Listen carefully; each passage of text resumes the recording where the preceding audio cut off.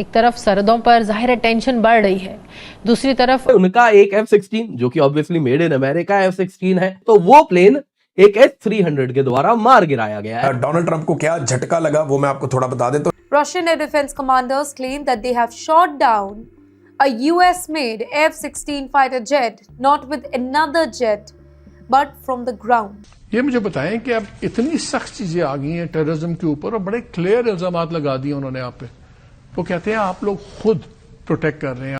तो ये चीजें जो आ रही है सब संकेत देती हैं कि अब ठुकाई होने वाली है।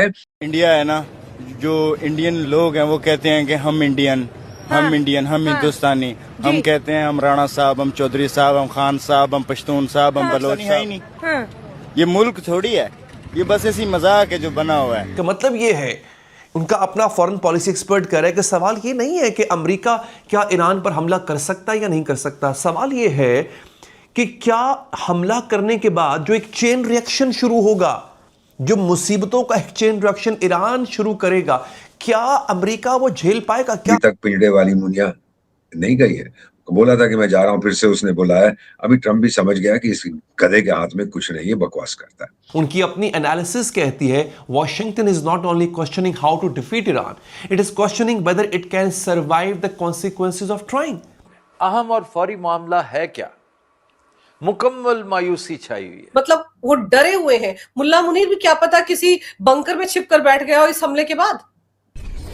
नमस्ते दोस्तों, जय हिंद। हिंदुस्तान स्पेशल में आपका स्वागत है। दोस्तों, यूक्रेन में जनवरी की ठिठुरती ठंड में पारा माइनस से नीचे जा चुका है। शायद रूस इसी वक्त का इंतजार कर रहा था जब वो अपना सबसे बड़ा वार करे।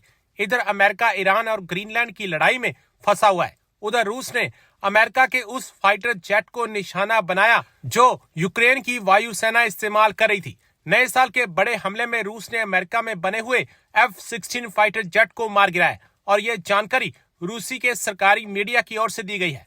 सैन्य सूत्रों के मुताबिक रूस की सेना ने S-300 एयर डिफेंस सिस्टम की मदद से इस लड़ाकू विमान को निशाना बनाया। रूसी सेना के एक कमांडर ने इस बात की जानकारी दी है कि पहले मिसाइल से विमान को नुकसान पहुंचाया गया और फिर दूसरी मिसाइल से उसे पूरी तरह नष्ट कर दिया गया। रूस ये दिखा रहा है कि पश्चिमी देशों के अत्याधुनिक लड़ाकू विमान भी रूस के एयर डिफेंस सिस्टम के सामने टिक नहीं पा रहे। यूक्रेन को अगस्त 2024 से अमेरिका और उसके यूरोपीय सहयोगियों से F-16 फाइटर जेट मिलने शुरू हुए थे। पाकिस्तान में जो बैठे हुए हैं ना तथा कथित बड़े बड़े धुरंधर, वो तो यही बोलते रहते हैं ना कि सबके पीछे भारत है, भारत है। मतलब वो डरे हुए हैं। मुल्ला मुनीर भी क्या पता किसी बंकर में छिप कर बैठ गया हो इस हमले के बाद। बॉर्डर पे मैं वहीं शहीद कर देता हूँ तेरे को, गधे, बेवकूफ लोग हैं।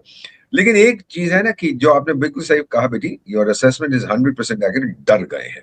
पहले इनको डर नहीं था। पहले ये था कि भाई जितना मर्जी हम करते जाएं, चलो। एक कोई मूवी भी आई थी, ये जो प्लेन हाईजैक हुआ था ना कंधार का, उसके बारे में, तो उसमें ये लोग बुलाते हैं, हमारे जो लोग थे गवर्नमेंट के, बुलाया पाकिस्तान के राजदूत को और या उसको कुछ बताया कि भाई ये करो वो करो, और फिर वहां पे इस्लामाबाद में भी मीटिंग होती। बड़ी अच्छी मूवी थी वो, तो कंधार हाईजैकिंग की।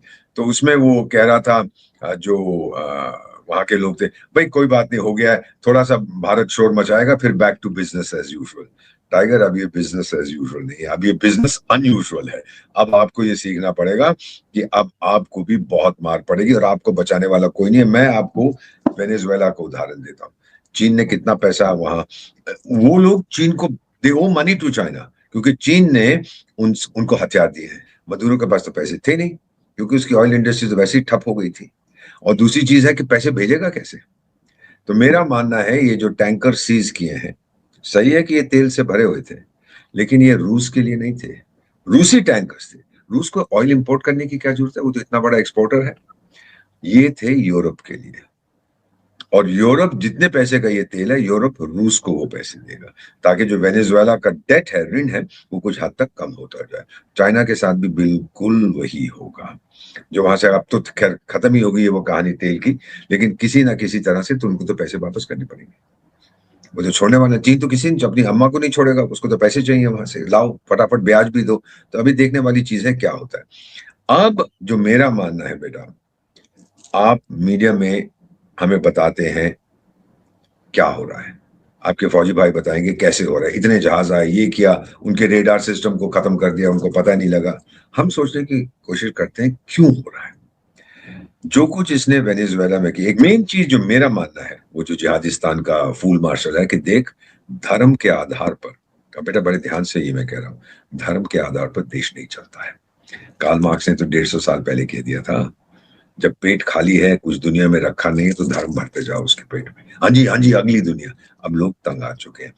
जो लोग सड़कों पे उतरे हैं अधिकांश यंग गर्ल्स हैं, वो जिहाद नहीं कर। और फिर खमेनी साहब की तो फोटो मैंने देखा है, मेरा नहीं ख्याल वो AI था, वो जेन्युइन था। उसकी तस्वीर को जला के तो अपने सिगरेट सुलगा रही थी उसके साथ, ईरान की महिला का। मतलब कितनी नफरत है, क्योंकि भविष्य क्या है, काला अंधेरा है, ना एम्प्लॉयमेंट है, महंगाई इतनी बढ़ गई है, ना तनख्वाहें बढ़ रही हैं, क्या करेंगे बच्चे। तो वो सड़कों पे उतर आए और ये रुकने वाला। कई बार हमने संदेशा भेजा है जिहादिस्तान को, तो हमारे कोई एकेडमिक लोग गए हैं देने के लिए, बिजनेसमैन लोग जाते हैं देने के लिए, सिमिलरली उस साइड। तो पॉलिटिकल रिलेशनशिप सरकार के बीच में अगर खराब हो गई है, इसका ये मतलब नहीं है कि आप बातचीत बंद कर दोगे। ये डिप्लोमेसी का चाणक्य का पहला असूल है, बातचीत चल नहीं रही है, चलती रहे।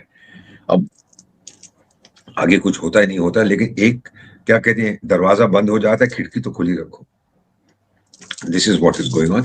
मेरा अपना मानना है कि अभी भी कुछ लोग हैं ईरान में जो खमेनी के पक्ष में नहीं है। आप यहां तो फिर आपके पास भारत की ताकत हो, ताकि हम कहते हैं आजा आजा भिड़ना टाइगर, तो भिड़ जा हमारे साथ। लेकिन एक चीज आपने नोटिस की होगी, ये हमारी डिप्लोमेसी है, कूटनीति।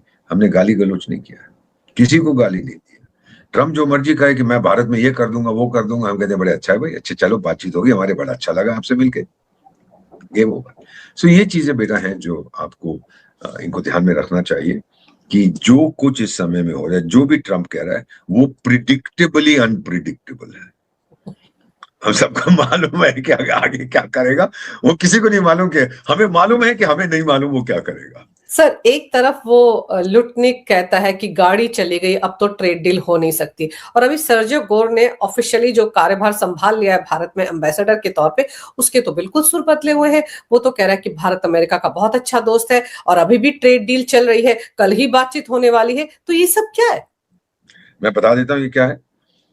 जब मैं राजदूत बन के जाता हूँ किसी देश में, तो मैं बाकी राजदूतों से भी मिलता हूँ। नॉर्मली हम लोगों का अपना ग्रुप होता है। जैसे मैं देश एक्स में गया तो मैं अमेरिकी राजदूत, रूसी राजदूत, चीनी से, इससे उससे सबसे पूछता हूँ, और ये पूछता हूँ कि भाई इनके साथ कैसे डील करना है।